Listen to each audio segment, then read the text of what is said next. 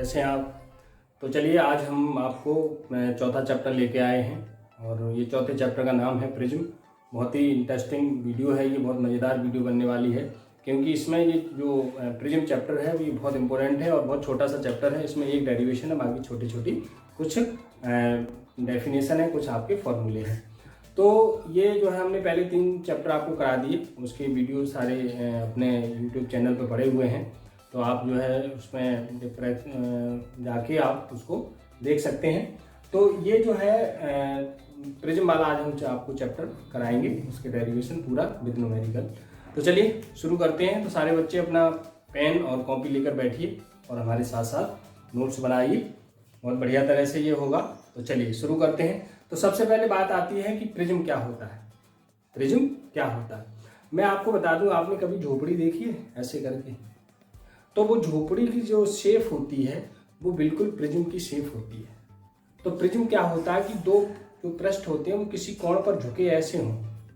तो जो झुके ऐसे कोण मतलब पृष्ठ होते हैं, पारदर्शी पृष्ठ होते हैं, उससे घिरा जो क्षेत्र होता है भीतर झोपड़ी के अंदर जो आप स्पेस होता है वो पूरा क्या कहलाता है? प्रिज्म कहलाता है। तो ऐसे करके पृष्ठ किसी कोण पर झुके हों वो क्या कहलाता है? प्रिज्म कहलाता है। ये और ये पृष्ठ, ये दोनों पृष्ठ जो होते हैं वो अपवर्तक पृष्ठ कहलाते हैं। क्या कहलाते हैं? अपवर्तक पृष्ठ। किरण यहाँ से जाएगी, गिरेगी इस पर, तो ये यहाँ से निकल जाएगी, या इधर से गिरेगी तो इससे निकल जाएगी। ठीक है। तो ये क्या कहता है कि किसी कोण पर दो पारदर्शी पृष्ठ झुके हुए हैं, उनको उससे घिरा जो क्षेत्र होता है उसे हम क्या कहते हैं? प्रिज्म कहते हैं। प्रिज्म का एक नेचर होता है बच्चों की, यानी कि जो किरण गिरेगी वो अपने आधार की ओर मोड़ देता है। तो हमने यही लिखा है कि यानी कि किसी कोण पर झुके दो पारदर्शी, किसी पृष्ठ पर, किसी कोण पर, ये देखो ऐसे दो पृष्ठ हैं, ये किसी कोण पर ऐसे झुक गए, झोपड़ी ऐसी तरह होती है। तो पारदर्शी पृष्ठों से घिरे क्षेत्र को हम प्रिज्म कहते हैं। ये पूरा का पूरा जो क्षेत्र होता है वो क्या कहलाता है? प्रिज्म कहलाता है। और प्रिज्म का एक नेचर होता है कि प्रिज्म आपतित प्रकाश को अपने आधार की ओर मोड़ देता है। अब मैं बताऊंगा आपको कि जैसे मान लीजिए आपका एक ये प्रिज्म है,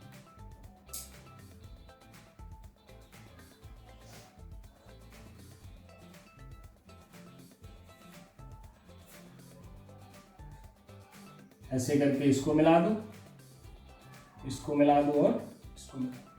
तो ये जो प्यारे होता है ये झोपड़ी का उसका क्या है? बेस हो गया, आधार हो गया। ठीक है। और ये वाला और ये इधर वाला जो पृष्ठ होता है ये क्या कहलाते हैं? अपवर्तक पृष्ठ होते हैं। अपवर्तक पृष्ठ होते हैं। और ये जो कोण होता है ए, ये क्या कहलाता है? अपवर्तक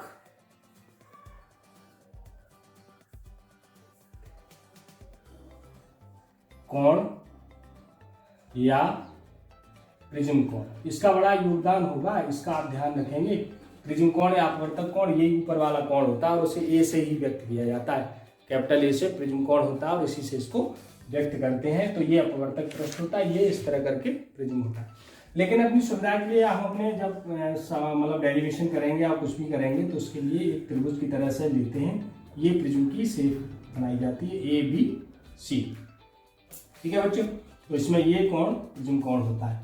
ध्यान ये रखना है कि जैसे इस पर किरण गिरी तो ये किरण ऐसे जाके ये अपने आधार की ओर मोड़ देता है, इसका ये आधार होता है। तो ऐसे करके ये कोण मोड़ देता है। इस पर ये अविलंब होता है और किसी पृष्ठ पर लंब को हम अविलंब कहते हैं। ये इधर अविलंब होते हैं। हम जानते हैं कि ये अविलंब जो है, अविलंब है ये। तो ये अविलंब आपतित किरण, आने वाली जो किरण अविलंब के साथ जो कोण वो आर आई होता है। अपवर्तित ये किरण होगी, ये हमारा आर होता है। ये निर्गमन कोण है तो ये आई डैश ले लेंगे और ये हमारा आर डैश हो रहा है। ध्यान रखना, किसी पृष्ठ पर लंब को अविलंब कहते हैं। ये अविलंब है, ये अविलंब है, ये आने वाली किरण है, आने वाली किरण को आपतित किरण कहते हैं। तो आपतित किरण अविलंब के साथ आपतन कोण आई बनाती है, हमने पहले पढ़ा है। और ये अपवर्तन कोण आर होता है, ये डैश होते हैं। ठीक है बच्चों। तो ये इसका विचलन हो जाएगा, यानी कि यदि ये प्रिज्म ना होता या कुछ होता तो ये सीधा प्रकाश जाता है ऐसे करके, और हमने इसको पीछे मिलाया तो ये क्या होगा? यहाँ पर मिल गया तो ये क्या हो गया? विचलन हो गया। इतना कोण यानी कि प्रिज्म से इतना प्रकाश विचलित हो गया। तो ये सारी चीज़ें हम ध्यान रखेंगे क्योंकि आगे हमें न्यूमेरिकल में इसको डेरिवेशन में और न्यूमेरिकल में भी इसकी जरूरत पड़ेगी। ठीक है बच्चों, तो ये ध्यान ये रखना है। इस तरह करके हमारा ये चित्र होता है, ये हमने आपको बता दिया। 2 पृष्ठ होते हैं, उन पर घिरे क्षेत्र को हम प्रिज्म कहते हैं। ये आपतित प्रकाश है, अवलंब के साथ आई कोण बनाता है। ये अपवर्तित प्रकाश है, वो अवलंब के साथ अपवर्तन कोण आर बनाता है। ये निर्गमन कोण है, ये आई डैश कर दिए। ये निर्गत प्रकाश है। मैं एक बार यहाँ लिखे दे रहा हूं, ये आपतित किरण है और ये निर्गत किरण है।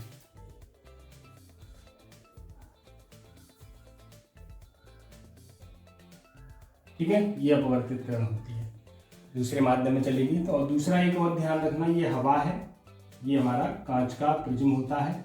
तो ये ध्यान रखना, जब किरण विरल से सघन में जाती है तो अवलंब की ओर झुक जाती है। सीधी जानी चाहिए, अवलंब ये तो अंदर झुक जाएगी। और हवा से कांच से हवा में गई तो जब सघन से विरल में जाएगी तो ये अवलंब से दूर हट जाएगी। तो ये अवलंब है, इससे क्या हुई, दूर हट जाती है, इसीलिए ये अपने आधार की ओर मोड़ लेता है। तो ये अपवर्तन के नियम होते हैं कि जब विरल से सघन में जाएगी तो अवलंब की ओर झुकेगी और जब सघन से विरल में जाएगी तो अवलंब से दूर हट जाती है। तो इस तरह करके अपवर्तन के नियम इसमें लगते हैं। तो ये प्यारे प्रिज्म हो गया। इसकी कुछ सूक्ष्म जानकारियां थी वो हमने आपको दे दी, इसकी आगे जरूरत पड़ेगी। अब आगे आते हैं, इसके कुछ नोट्स हैं, कुछ जो आपकी महत्वपूर्ण टिप्स हैं इस प्रिज्म के, वो मैं आपको बताना चाहूँगा। तो नंबर 1 है जो बहुत महत्वपूर्ण न्यूमेरिकल में काम आएगा और इसका आप लोग ढंग से लिखें और समझ लीजिए।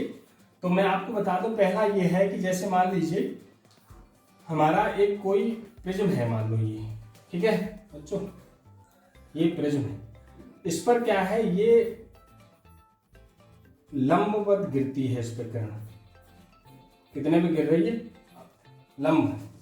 तो ये ध्यान रखना है कि ये जब किरण इस पर गिरेगी, लंब जब आएगा इस पर, तो ये सीधी जाएगी, ये डिस्टर्ब नहीं होती है, विचलित नहीं होती है।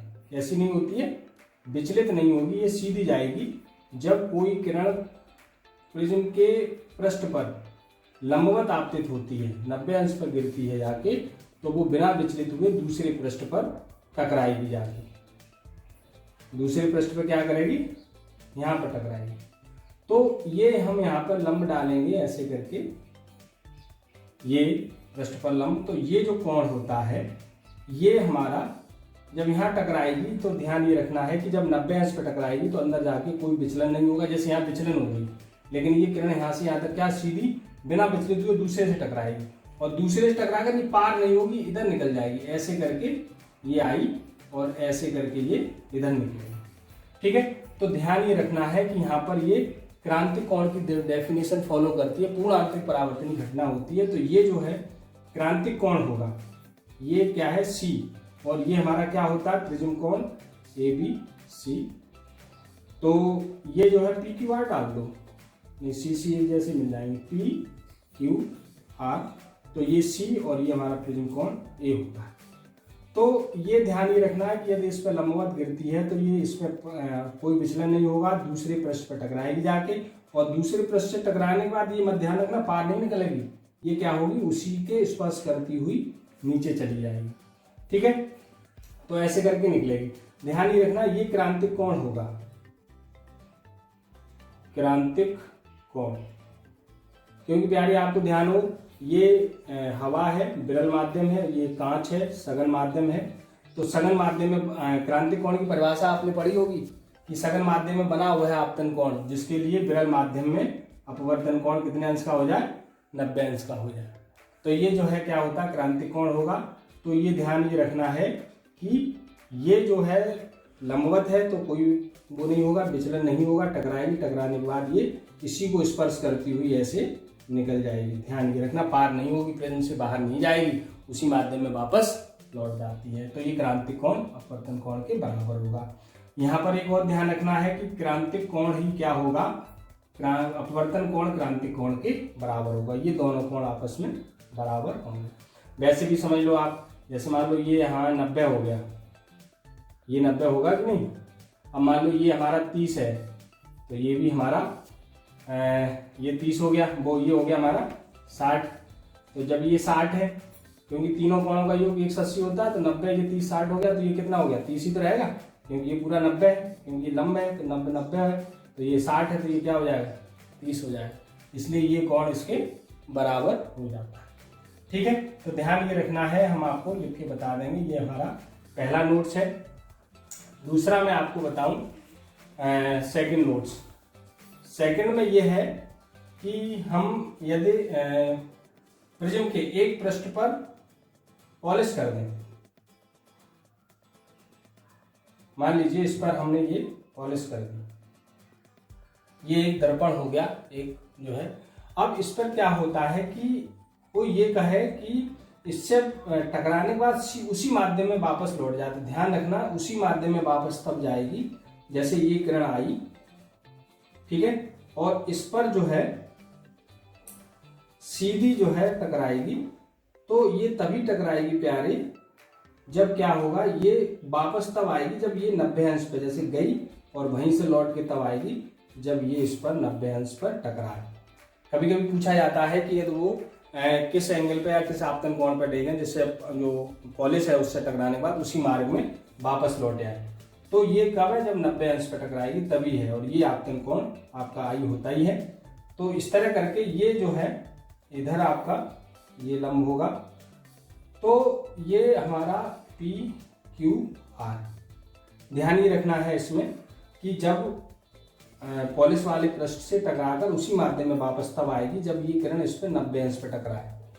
ये 90 अंश पर नहीं टकराएगी तो वापस नहीं आएगी उसी में, तो फिर दूसरे रास्ते से चली जाएगी। ये ध्यान रखना कि ये तभी वापस लौट के जाएगी जब इस पर कितने पे टकराए 90 अंश पर। ये गई, इसने विचलित किया तो यहाँ पे कितने पे टकराए 90 अंश पे टकराएगी, तभी ये वापस, कहीं ये शर्त लिखी है कि वो उसी मार्ग पे वापस आ जाती है, तो ध्यान रखना उसी मार्ग पे वापस का मतलब यहाँ 90 अंश का कोण बना होना चाहिए तभी ये मार्ग में वापस आएगी।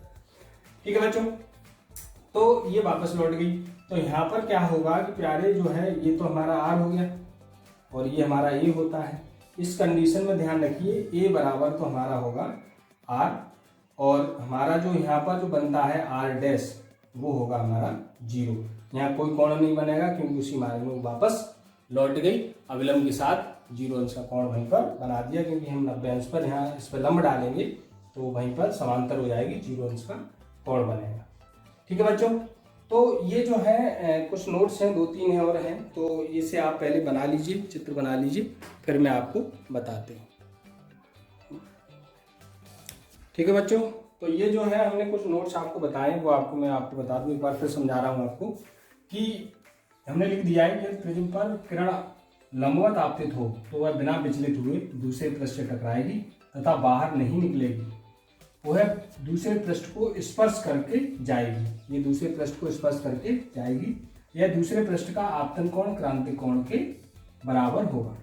ये जो क्रांतिक कोण है ये आपतन कोण ही बनेगा, तो आपतन कोण किसके बराबर हो जाएगा, क्रांतिक कोण, तथा आपतन कोण जो प्रिज्म कोण है वो क्रांतिक कोण के बराबर होगा। ध्यान रखना ये कोण इसके बराबर हो जाएगा। ठीक है बच्चों, तो ये वैसे भी एक मैथमेटिक ज्योमेट्री लगाएंगे तब भी ये 90 और ये मान लो जो भी है तो ये घटाएंगे तो ये इसके बराबर ही निकलेगा, ज्योमेट्री लगा लेना आप। ठीक है, तो ये हमारा पहला नोट है, ये हमारा दूसरा नोट है, ये हमारा तीसरा है। दूसरे में क्या बताया कि यदि पृष्ठ के दूसरे भाग पर पॉलिश हो तो अपवर्तक पृष्ठ की किरण टकराकर वापस तभी लौटेगी जब वह परावर्तक पृष्ठ पर 90 अंश पर टकराए। ध्यान ये नोट रखना कि वह वापस उसी मार्ग पर तभी वापस जाएगी जब वो क्या हो 90 अंश पर टकराए। ठीक है, तो 90 अंश पर टकराए तो वो परावर्तक पृष्ठ पर टकराएगी। इस स्थिति में क्या होगा कि जो आई डैश है ये वाला आर डैश वो क्या होगा 0, और ये कोण जो है ये वो इस आर के बराबर होगा। ये ध्यान रखना, ये जो आर है वो इसके बराबर होगा, ये वाला कोण हमारा 0 हो जाएगा। तीसरा ये है कि यदि अधिकतम मतलब विचलन हम अधिकतम प्राप्त तभी होगा प्रिज्म से जब इसका आपतन कोण कितना हो 90 अंश हो। आपतन कोण कितना हो 90 अंश हो, तभी वो क्या होगा कि वो मतलब किरण जो है वो अधिकतम विचलन पे जाएगी, और वो तब होगा जब 90 अंश का मतलब ये किरण ऐसे करके चली जाएगी। मैं आपको यहाँ चित्र बना के दिखाता हूँ, ये तीसरे का चित्र है, ध्यान रखिएगा, यहाँ मैं समझा दे रहा हूँ। तो इस तरह करके यदि ये चित्र है तीसरे का, तो ये किरण ऐसे जाएगी, यहाँ पर ये लंब है मान लो, तो ये 90 अंश तो तभी कोण बनेगा ऐसे करके, तो ये किरण इस तरह जाएगा पी क्यू आर, ऐसे करके जाएगी तो ये ऐसे करके यूं निकल जाएगी। तो ये जो है अधिकतम विचलन हो गया इसका, इससे ज्यादा विचलन नहीं होगा। तो प्रिज्म से अधिकतम विचलन तभी होगा जब ये आपतन कोण कितना हो, 90 अंश हो। ये ऐसे करके जाएगी इससे किरण, यानी कि आपतन कोण मतलब उसके किरण पहले पृष्ठ को स्पर्श करके जाएगी ऐसे करके, तब ये स्थिति क्या होगा, अधिकतम प्राप्त होगी। और ये ध्यान रखना प्यारे, जितना आपतन कोण जितना ज्यादा होगा, आपतन कोण जितना ज्यादा होगा उसको प्रिज्म से निकलने की संभावना उतनी ज्यादा होगी। प्रिज्म कोण जितना कम होगा उसका जो है निकलने, तो ये ध्यान रखना जितना अधिक है उतने निकलने की संभावना उतनी ज्यादा होगी। और एक चीज मैं और आपको बता दे रहा हूँ कि ये तो अधिकतम विचलन की स्थिति हो गई।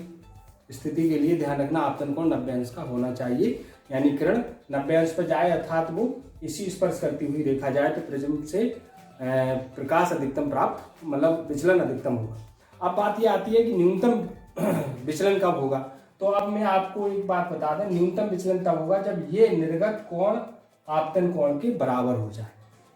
न्यूनतम विचलन तब होगा जब निर्गत कोण या आपतन कोण निर्गत कोण के बराबर हो जाए, तब वो स्थिति क्या कहलाती है, न्यूनतम विचलन की स्थिति कहलाती है। और वो एक ही कोण होता है तो ये कोण आपस में बराबर हो जाएंगे और ये कोण आपस में बराबर हो जाएंगे, तो वो न्यूनतम विचलन की स्थिति आएगी।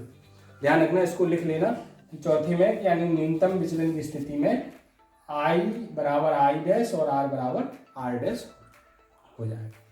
ठीक है बच्चों, तो इनको आप नोट कर लीजिए, ये न्यूमेरिकल में बहुत काम आएंगे, तो ये आपको ध्यान रखना है। और जो है चौथा पॉइंट आप जो है लिख लेना कि निर्गत कोण आपतन कोण के बराबर हो तो क्या होगा कि न्यूनतम विचलन की स्थिति प्राप्त होगी, वो सबसे कम, ये कोण इसके बराबर हो तो विचलन सबसे कम उत्पन्न होगा।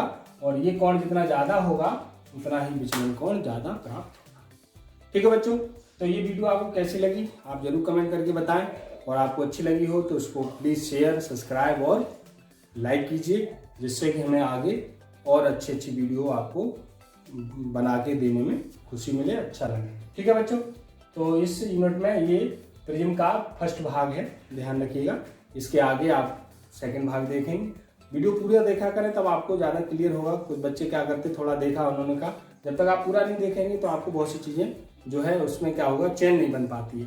तो इसलिए आप पूरा वीडियो जरूर देखा करें, और इसमें कोई भी जो है कॉपी किताब लेके आप नोट्स तरह बनाया और इसका सॉर्ट आउट ले लें, जिससे कि आपको नोट करने में दिक्कत ना हो। ठीक है बच्चों, तो ये प्रिज्म था, प्रिज्म से संबंधित कुछ टिप्स थे, कुछ आपके नोट थे जो न्यूमेरिकल में आपको काम आएंगे। ओके बच्चों, ओके, नोट कर लीजिए सभी लोग। ठीक।